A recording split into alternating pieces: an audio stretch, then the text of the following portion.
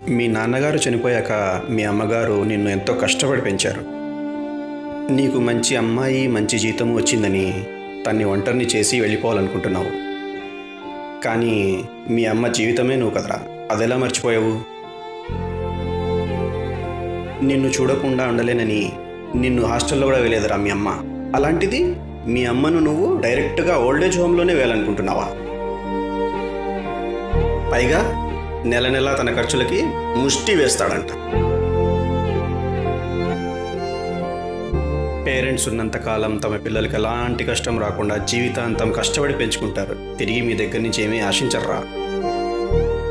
చివరి క్షణాల్లో తమ పిల్లలు పక్క నుండి కాస్తంత ప్రేమను పంచితే చాలు, హ్యాపీగా చనిపోవాలనుకుంటారు.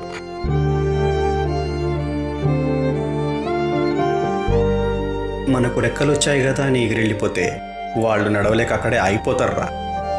మనం సంతోషంగా వాళ్ళ ముందు తిరుగుతుంటే వాళ్ళు మన ఊహల్లోనే బ్రతికేస్తారు. మీ దారి మీరు చూసుకొని హ్యాపీగా వెళ్ళిపోతే ఆ ఒంటరితనం భరించలేక ప్రాణం ఎప్పుడు పోద్దా అని వాళ్ళు ఎదురు చూస్తూ ఉంటారు.